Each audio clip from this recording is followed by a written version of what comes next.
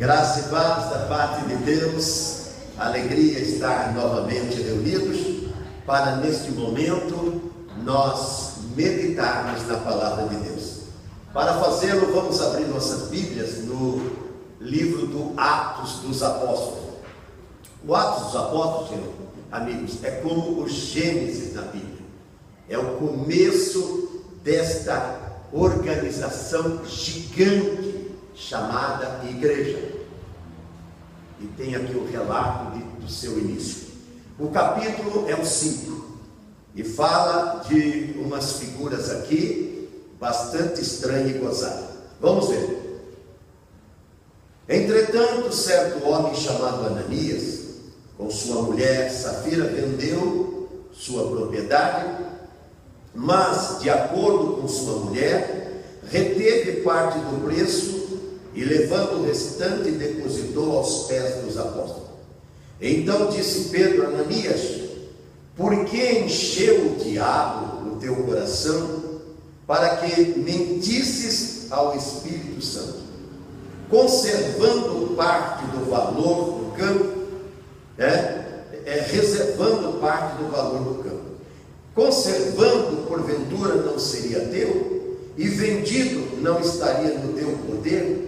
Como, pois, assentaste no teu coração esse desígnio?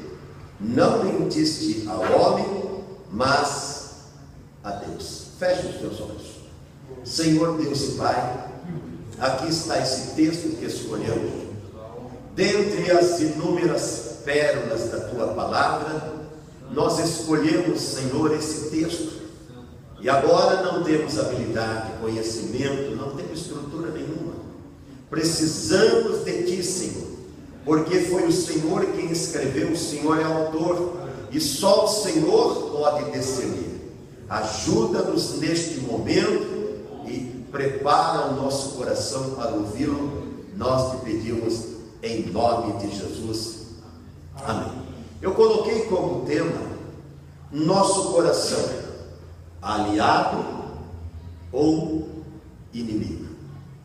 Vocês sabem, né, que o coração é um órgão vital para a vida. Você não vive sem o coração, não. Mas o coração, você vive sem outros órgãos. Você amputa membros e tal e continua vivendo. Mas o coração não, ele é insubstituível. Mas ele também é vital para a vida em Deus. Aliás, sem ele, não tem como você se relacionar com Deus. Não tem como você viver em Deus se o teu coração não sofrer esse processo que a ciência não explica. Não existe organismo nenhum na terra que possa dar explicação, fazê-lo conhecer. Não existe. Até porque o escritor em Hebreus diz que esta palavra, que é o Evangelho, vai até a divisão da alma e do espírito. Você não sabe onde é que é isso. A ciência também não explica. Juntas e medulas, e discerne o pensamento. Aí já está falando o quê? De mente, de conhecimento, de coração. Por isso que Salomão, o sábio, no capítulo 4, verso 23 do provérbio, ele diz assim: de tudo que você precisa guardar. Aí você pergunta o quê? Então ele dá a entender, diz: guarda o teu coração, porque dele procede os caminhos da vida. Então esse coração, que quando transformado, ele começa a viver a maior experiência que pode um ser humano viver na terra. Hoje nós falamos com a Cileide e ela está para explodir. Qualquer hora a menina vai explodir, e aquele rebento tão... O meu genro chegou de viagem hoje, ficou aí 4 dias, né, fora, e lá ele está dando aula, falou até na Globo de lá, entendeu? Deus está levantando esse menino, né? saiu lá na Globo do Maranhão, e foi muito bandeirante, tudo lá, foi muito legal, tudo o que aconteceu lá, na palestra que ele teve que fazer, nesses dias, para os doutores todos lá. E ele estava falando, mas o coração aqui, o pensamento aqui, está numa expectativa enorme. E é para ser assim mesmo, Eu quando esperei minha primeira filha, a Andréia, as outras não,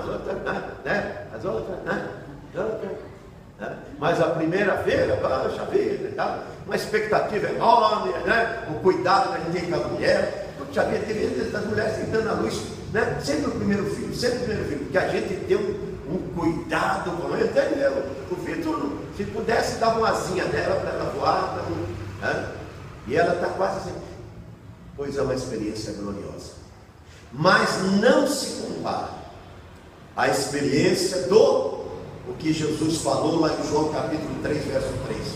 O que João falou lá em João 3,3? Aquele que não nascer de novo, é isso. E ele fala que é nascer da água e do Espírito, que é esta palavra. Para ter o quê? Para ter este coração que ele o quê? Ele cuida de onde ele está trafegando, guarda os seus caminhos. O homem, veja bem, por mais que ele possa, e eu coloquei aqui que nada adianta, não adianta a educação, não adianta de maneira nenhuma a cultura, não adianta de maneira nenhuma a religião. Tem religião boas aí, gente. Tem religião aí que qualquer catástrofe, as pessoas se unem e eles levantam toneladas de recursos para socorrer as pessoas, e a Bíblia diz que é bom. A Bíblia diz que é bom você ser generoso, misericordioso e bondoso. Mas presta atenção, isto não muda de maneira nenhuma o seu estado, a situação que se encontra todo homem na terra. Sabe por quê? Efésios capítulo 2, verso 8 diz assim: pela graça é que você recebe um novo coração. De graça, gente. Por meio da fé. Isto não vem de nada que nós possamos fazer. Nada. Se a salvação fosse como foi pregado, viu? Você que vai me ouvir e que é de uma outra confissão religiosa, pela igreja dominante, que vendeu indulgência. Indulgência é perdão. E saiu os prelados por todo o mundo, porque o império era grande naquele tempo, e quem tinha dinheiro comprava o perdão, porque ele comprava a indulgência que o papado espalhou. Cá para nós tem uns errinhos lá, não, são erros muito grandes lá. Alguns dizem, não, mas isso daí está lá no passado. Eu, como sou intolerante, eu digo que tem muito sangue nos pilares daquela organização. Muito. Sangue inocente, sangue de cristãos, sangue dos que escreveram Atos dos Apóstolos, sangue deste moço aqui, que está falando com aquele que não tinha o coração transformado, o Ananias e o Safira, mas pertencia à igreja. Eles foram levar lá a oferta e o dízimo, como talvez algum de nós trouxemos aqui. Eu sei que você não gosta, eu sei que você não gosta, mas nós há 16 anos dizemos que a nossa igreja não depende de homem e de organismo nenhum na terra. A nossa igreja vive da graça e do poder que Ele lá em cima derrama sobre os seus fiéis. É desse jeito, é dessa maneira. Talvez algum de nós gostasse de ser diferente, mas aí nós teríamos o mesmo espírito de Ananias. E qual que era o espírito de Ananias? De embuste, Que o quê? O que que o Pedro falou para ele? Por que você deixa o diabo? Cuidado. Paulo em Timóteo, em Efésios 4 diz: não deixe lugar ao diabo. Se tem uma coisa que o diabo tem, nós já pusemos no boletim, é tempo. Tempo para ficar espreitando você em todas as encruzilhadas da vida. Para quê? Perverter você, como perverteu aqui. Se o diabo entrar, perverte sim. E ele entra, gente. Até uma vez entrou nesse próprio Pedro. Está lá no Mateus 16. Sabe que Jesus falou para ele? Para trás de mim, Satanás. Até a mim você quer escandalizar? Querido. O diabo é terrível. E ele acredita que um dia vai te perverter. Por que que Salomão diz: guarda o teu coração, porque é daí que saem as fontes da vida. O que que Jesus diz lá em Mateus 15, 19? Do coração procedem os maus pensamentos. Foi Jesus que falou isso. Procedem os maus pensamentos, as mortes, a prostituição. Tem gente que se prostitui e diz que é um bom pensamento. Mas Jesus disse que é um mau pensamento. Está lá em Mateus 15, 19. E não foi um apóstolo, um discípulo, foi Jesus que falou isso. O falso testemunho, quer dizer, a mentira. E o que? A blasfêmia. A blasfêmia. Até o meu neto falou: o meu avô falava, amaldiçoava a Deus. Hoje ele já não amaldiçoa. Amaldiçoar a Deus é blasfêmia. Hoje já não amaldiçoa mais. Porque quando esse evangelho abraça, esse daqui é o livro de transformação. É o único livro de transformação. Não tem livro de autoajuda, de psicologia, não tem.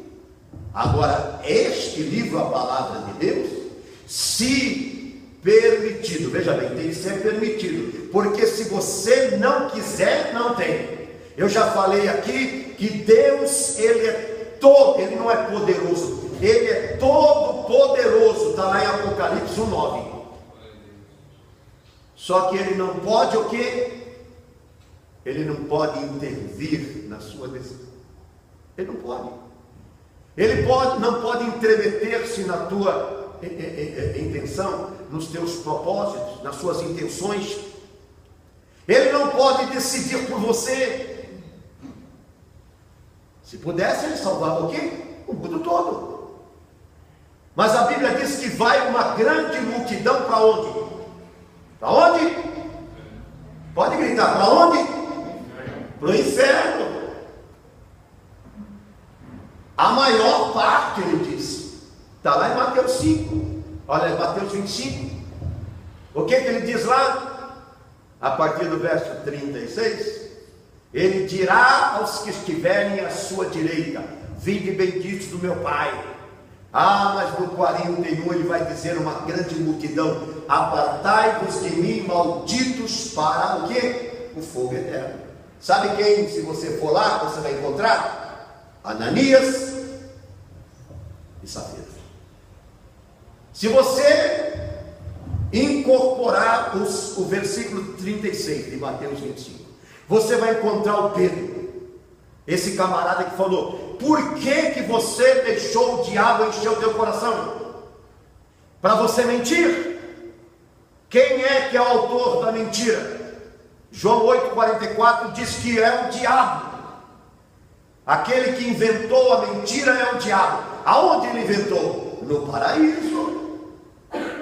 Na melhor dos melhores desta terra, o Éden, com pessoas que ainda não experimentaram aquilo que você e eu experimentamos na terra: pecado. O que devasta esse mundo? O que faz? Está vendo? Olha o que está acontecendo no Nepal agora. Mas isso é novo? Terremotos de pequenas ou grandes proporção está acontecendo a todo minuto, até no Brasil. Olha, não apareceu aí esse ciclone aí, lá no sul, lá de Santa Catarina. Catarina, né? E não arrebentou com um monte de coisa. Você já ouviu falar que no Brasil nós estávamos protegidos, né? Há uns 10, 20 anos atrás, não, você não precisa se preocupar não, isso acontece lá no outro hemisfério, não sei o que tem. Não tem mal para Deus não.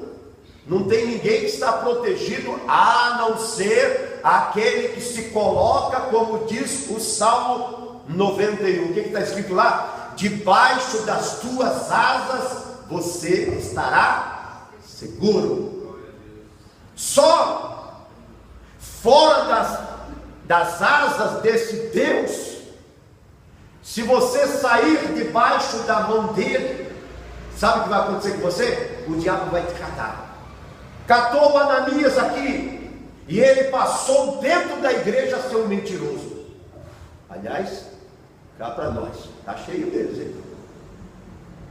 Está cheio deles. Eu já vi pastor disciplinar gente, eu na minha carreira evangélica, né, nessas décadas todas de evangelho, eu já vi pastor disciplinar gente. Nunca vi um pastor disciplinar um mentiroso.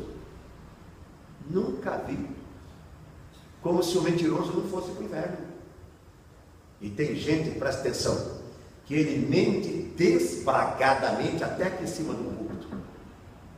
Até aqui, no altar, na tribuna, onde o Senhor usa as pessoas aqui para disciplinar, para ilustrar, para mostrar, para revelar, querendo transformar, porque a palavra de Deus não se presta a outra coisa. Esse espetáculo que você está vendo aí para fora, isso daí é arredio da Bíblia. A palavra de Deus tem uma função.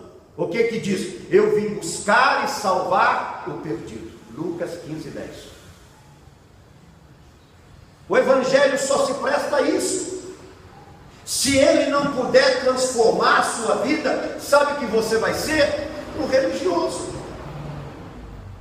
Mas quem é que matou Jesus? Quem é que levou Jesus à cruz? Não foram os romanos. Os romanos executaram. Mas quem fez isso foram os religiosos, os escribas, os fariseus, os saduceus, os sacerdotes. Foram eles. Entendeu? Ficaram irritados com Jesus. E eu quero dizer para você que o Evangelho irrita mesmo. Sabe por quê? Porque o Evangelho, ele castra você. Ele limita você. Ele tira de você as coisas que você mais ama na vida. Quando eu me encontrei com Jesus, eu roubava, eu mentia, eu adulterava. Tudo que errava eu fazia. Nem sei mais o que eu fazia. E aí eu aceitei ele no domingo, na segunda-feira, viemos para casa, na segunda-feira eu fui para o meu serviço, e sabe o que ele falou para mim? Não pode, não pode, não pode, não pode, não pode, não pode, não pode. E os colegas dizendo, não, é só deu uma febre nele. A minha mulher até ouviu, e viu a pessoa que inventou isso lá. Deu uma febre nele, logo vai passar. Depois que ele viram que não passava, sabe o que eles diziam? Ele sempre foi um pingaiado, agora está dando uma de santo aí. Porque o diabo é assim. Primeiro ele tenta, banho-maria, dizer para você, não, e coloca todas aquelas ofertas para você, dizendo, ele não vai resistir. Daí quando ele vê que você está resistindo mesmo, sabe o que ele faz? O que fizeram com Pedro, mata ele. O que você pensa? Dos que escreveram a Bíblia, só o João, o apóstolo, chamado apóstolo do amor, é que morreu por idade. Porque Jesus tinha profetizado lá em João, capítulo 21, que ele ia permanecer. Para escrever o Apocalipse, para tantas coisas, para os propósitos de Deus. Como o crente, a igreja, eu e você, nós só servimos se nós nos prestarmos ao propósito dele. Por isso que a oração que ele ensinou está lá, seja feita a minha vontade, não é mesmo? Não, a tua vontade. O Evangelho é a vontade do Deus da Bíblia. Não é a sua vontade. Aí sim entra o que? A vontade dele na sua vida. Aí você quer o que? O que eu acabei de dizer para você. Quer ser um alarmista, quer ser um fanático, quer ser uma pessoa aturdida pela Bíblia, pelo Evangelho. Você agora quer relacionamento cada vez mais forte, você quer comunhão cada vez mais perfeita com Ele, você quer uma sintonia. Você gosta quando você está falando, né? Eu mesmo ligo para o Fábio, agora não me atende mais, e toca. Hoje eu liguei para minha filha, ontem, aliás, também toca, não atende. Você gosta quando acontece isso? Eu fico arara. Eu fico arara. Tenho vontade de, quando a pessoa vir, pegar o celular dela e quebrar. O meu eu não vou quebrar, porque o meu está dizendo que está tocando lá. Entendeu? Até porque o meu é caro. Está dizendo, não foi que eu comprei, mas é caro. Entendeu? Vontade de quebrar. Deus também, Ele não quer que seja quebrada essa sintonia. Tudo que Deus quer. Veja Jesus, por que Deus... Você não seria maluco de pegar o seu filho e fazer o que Deus fez? O único filho. Duvido quem colocar um dedo na Sofia e o Vitor ver. Duvido. O Vitor, eu sei que não é de briga nem nada, mas ele vai virar um leão. Eu já falei que quem quiser atacar minhas filhas, eu já provei para elas que não ataca não. Se eu ver, eu vou para as cabeças mesmo. Entendeu? Não tem esse negócio de ficar tirando minha mulher e minhas filhas na minha frente, ou eu saber, se eu souber eu vou também, né? Não tem esse negócio comigo. Pois Deus, sabe o que Ele fez? Pegou o filho dele, sentado à direita dele, lá no trono. No trono está lá no capítulo 15, aliás, 17 de João. Eu vou ler para você. Não, esse pastor está inventando. Esse pastor está. Olha o que está escrito aqui.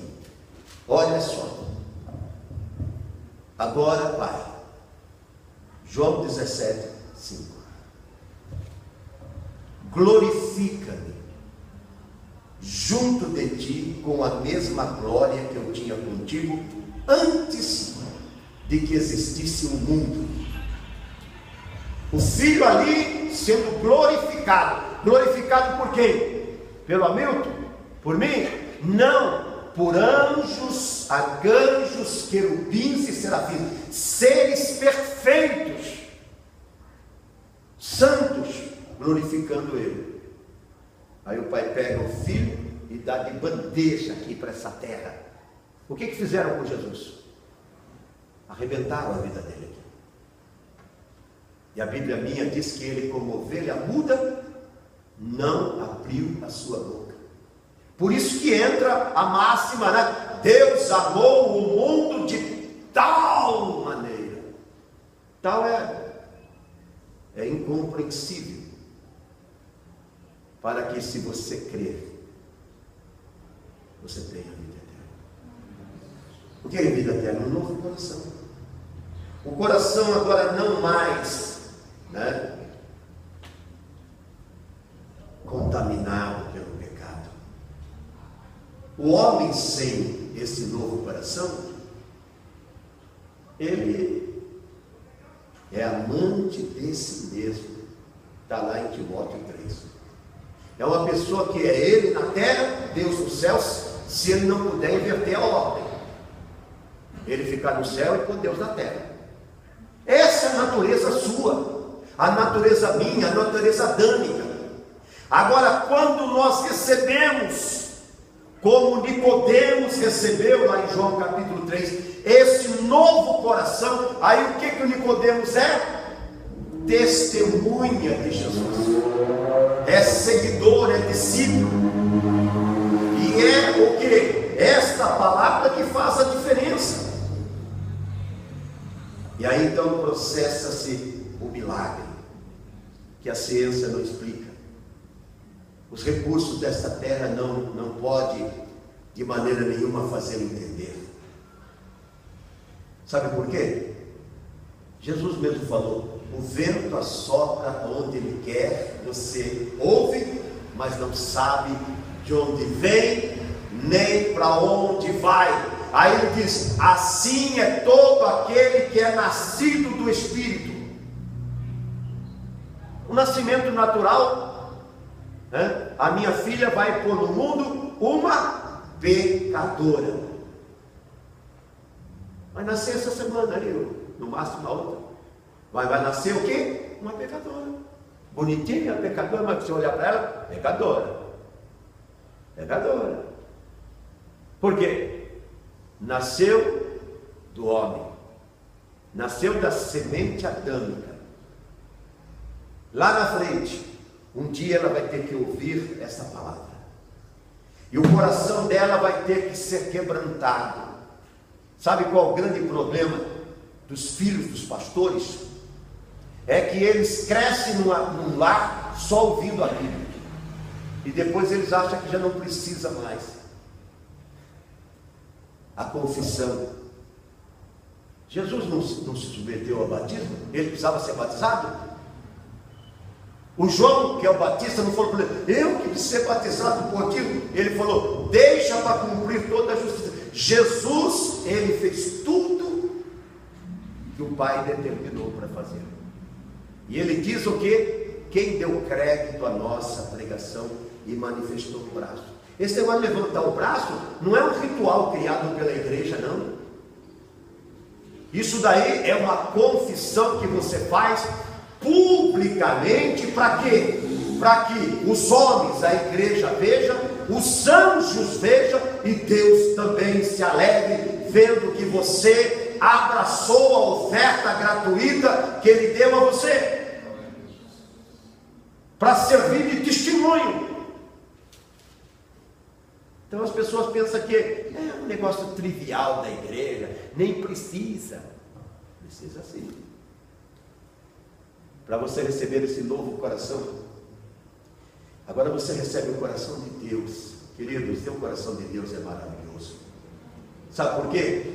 Porque tudo que induz as pessoas lá fora não consegue induzir você. Não consegue. Tudo que apaixona as pessoas lá fora não consegue apaixonar você. Muito pelo contrário, você fica vacinado dessas coisas. Por isso que o Paulo diz: se rouba, não rouba mais, se mente, não mente mais, se maldiz, não maldiz mais, se prostitui, não se prostitui mais. Por quê? Porque agora nós somos uma nova criatura, e esse Espírito que está aqui na vida deste homem, o Ananias e a sua mulher Safira, já é passado, é velho, é coisa velha. E a minha Bíblia diz que tudo se faz novo. Então não adianta nós lembrarmos da igreja, não adianta você fazer parte do cast de uma instituição, não adianta, tudo tem a sua esfera e escala de valores, mas para você ter um novo coração, então você vai precisar do quê? De arrependimento.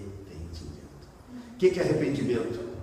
É você ter pesar, ter tristeza pelo que você está vivendo e fazendo, e agora então isso só se dá quando você encontra a figura maravilhosa de Jesus com a sua palavra, para agora você abraçar esta oferta gratuita e então descobrir um novo caminho que se abre diante de você, num horizonte que quanto mais você caminhar por ele, mais você vai descobrindo os mistérios e os segredos de Deus. E isto, como Paulo diz, é muito melhor. Vamos ficar em pé e vamos orar a Deus. Obrigado, Deus, obrigado pela tua palavra. E eu oro, Senhor, pedindo que o teu Espírito nos esforce e nos ajude, nos conduza, Senhor, na noite desse dia, da mesma forma que foi conduzido a vida de Nicodemos e tantos milhares e milhares de outros que desde o primeiro século até os dias de hoje, Senhor, têm quebrantado o seu coração e arrependido dos seus pecados. Obrigado, Pai, nós te pedimos em nome e por amor de Jesus. Amém e amém.